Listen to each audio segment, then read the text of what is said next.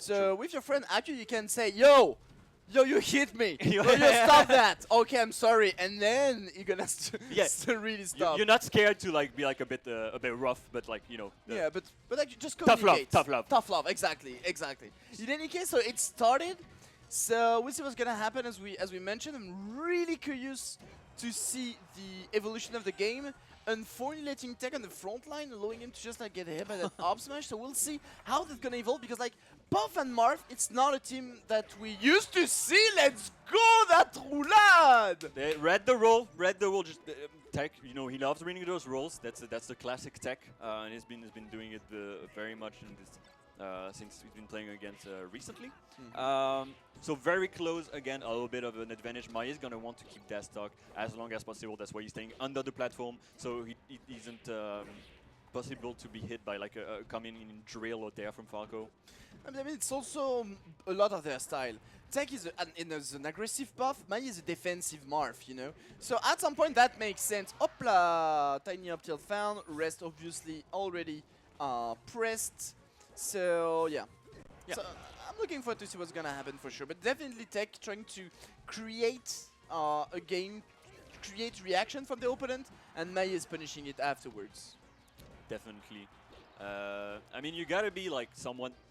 You can't approach too much as Mahie, no matter if it's singles or doubles, because it's a character that just becomes kind of worse when you start approaching. He's really good when he's not approaching, and Mahie knows it, and he knows that in doubles he has to be very like. He has to play it very simply. You gotta be like not like in an easy way, just in like a very fundamental way. You gotta use those big sword normals to use that as a wall. You know that your characters that like don't really go like very fast, so you can't save each other very easily if you're too far away. So they're just like waiting for the opportunities and being very aware, and Tekk with that very aggressive Jigglypuff. It's sometimes it throws off people that just seeing the Jigglypuff just go like straight in your face like that. Yeah, and I can tell also like blue team right now is a bit in struggle. They get caught so many times by surprise. I feel by some roll, some good covering by the opponent and stuff. And I feel like they're definitely not. Oh, good try. Yeah. They are not comfortable in the game. Just not comfortable. Yeah, I don't think they have they're not feeling that ground yet, because I feel like the red team isn't scared at all, which they need to be, because when Mahie and Tekk start feeling too comfortable, those kind of things start to happen, the rest start to go in super easily. Wake team up into taking the edge. I mean, come on! Like, already the rest on the up smash out of shield while Mahie was juggling the opponent, and so, that last move. Like, gracious. Yeah, basically. you can tell that they're not, like, what's very scary to me is that it was only the first game, and Tekk already got so many roll reads. Like, usually those kind of reads, you get them, like, a bit further in the set, because you gotta be able to see what the opponent wants to do, but he already got them, and that's scary. Actually, that's the thing. It's like they're super good at positioning themselves, both of Mahie and Tekk. Like, there was always positioning, and both of them were waiting on Tekk's situation, on that role where he was just in shield, and Mahie was waiting, looking at him, and Tekk was just behind, waiting for the roll. And they're super good at just like, waiting because they know you are trapped. You are already dead. You need to give us what you're gonna do, tell us, but in any case, you're dead no matter what. Exactly. They take that fundamental, like, doubles concept of like, I'm gonna be covering what's closer to me, and you're gonna be covering what's closer to you, to like a whole other level, because their characters are so strong at punishing like basically like any kind of tech chasing scenarios that they use that to like a great advantage. And it's not easy because like Puff Mars is like when you think about it, it's like it's not a very like intuitive team. It's very weird. We know Puff is good in teams. Mars is good in teams, but it plays kind of differently as a you don't play the same way you played in singles. So you gotta be careful. And those two have very like perfected this team. And now, so the Swedish team just straight up switched two things. First, Yoshi's story. They want the scramble, they want the chaos. But also, that's not a Falco, my dear Humpe. That's a Fox you've been taken. And I think they do want those kills pretty early. Yeah, Mahie again just waiting very carefully with that light shield. So good. Like Mars has used that flash shield so much, and yeah, the double fox. We know double fox is good. Some people think it's so good that they want it banned.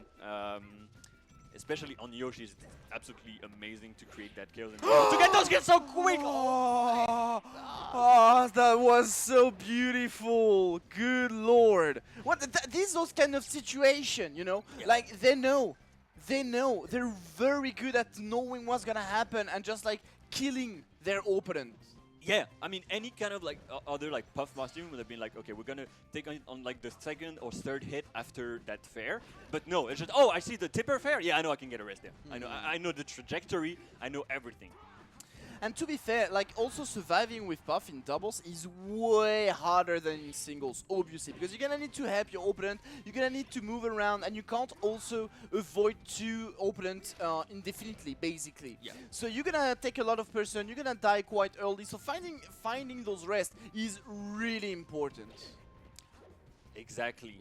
But yeah, I like the idea of the double fox, to be honest. To see, but we know that Humpe has a good fox.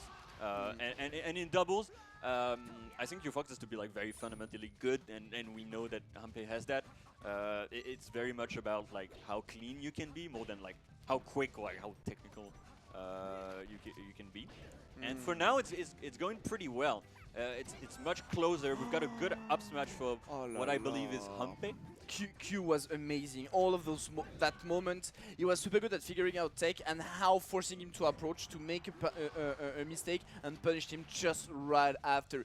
Q is definitely key in the game to actually master the rhythm of the game, but Humpe definitely to be very good aware around to get those kills. Because look at that, once again, Q just take the stock off from Mahie because he just moved and wait for them to make a mistake. You said it just earlier. Nice save!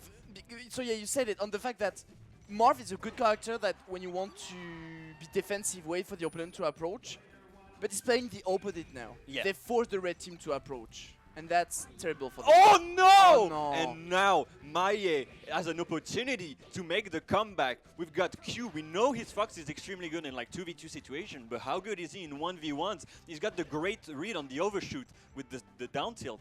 And now Mahie in a bit of a tough situation. Oh, good. Ooh, the up smash did not reach with the dash attack. Nice power dash though.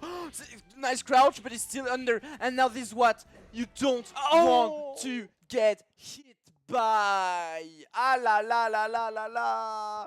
He was making an amazing pressure, but at some point, if you let the Marth sleep under you, find an up tilt, you're dead. You are dead. And like, what I saw right there with that situation on the platform is like, I don't know how Q is, how much he has practiced like recently, because I feel like now when you get like up till that much, people are so good at slip offs. You remember like when Mahie and Prof would play all the time when Mahie was in the UK, and like they starting like Prof starting really implementing the slip off on the platform with the up tilts. Now like someone's been playing for 6 months, that's it. And right there, I think he more like held down more than anything, and that's why he didn't get an opportunity to break out of that combo. And that's the kind of thing now that you gotta learn, and it's rough. It is. It is indeed. It's so much to learn. There's so much to learn, but all the resources that are here just need to practice basically. Cone's Academy. Cone's Academy. You want to talk about Cone's Academy? €5. You go on patreon.com/Cone's Academy. You have the best deal of your life you can ever spend. €5. We got like more than 200 lessons, VODs available with coaches such as Ice, Nikki, Red. You've got people like Zamu from NA. People like that we know are extremely good. You got Foster for commentary. You've got Pasha for modding. There's so much available from like €10 to €35 for a month. You can even sign up for the league, so like tournaments that go throughout the week, and you can choose when to play. It's the best deal ever. Please at least take the Patreon for €5. You'll never regret it if you want to get better at Melee. But back into the game, ladies and gents. Here we are, Yoshi's story again. Yeah, and Double Fox again. I think it worked well. They're like, okay, we can do it. It was unfortunate what happened there. It was a bit of a miscommunication. Oh la la. I mean, Q is too good. No, honestly, like Q is just too good. He's definitely leading the rhythm of the game. Is a player that changed everything onto that game. Definitely. I mean, if you didn't know Q, now you know him. And you know just how good it is with Mahie trying to keep it even with that great down air, waiting again with that light shield, so precious. Yeah. Uh-oh. Yeah, that's also the risk actually to play on Yoshi's story against Marth on in doubles. He's taking a lot of space with his big sword, I'm telling you that. Unfortunately, missing that waveland back to take the edge.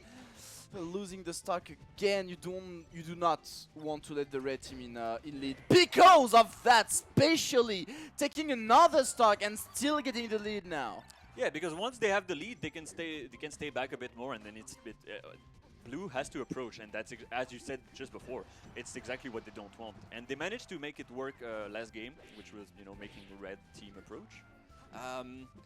It's close though. It's close. One stock on Q. 3 stock up. Oh no! No, that was so perfect. How did he just sneak under to Oh, get the no! kill? Unfortunately, Crouchy cancelled the forward smash, pushing him, taking the edge, not allowing his partner to take it and surviving. Unfortunately, another stock is done.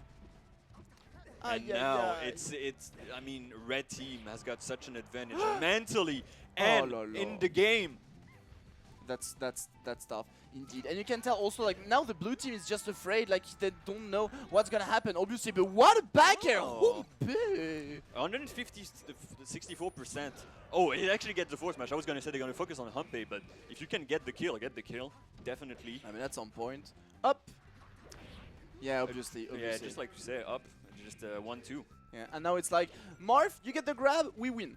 Basically. Yeah. Or you get the combo. Oh no, sorry, was Oh la la la la la la.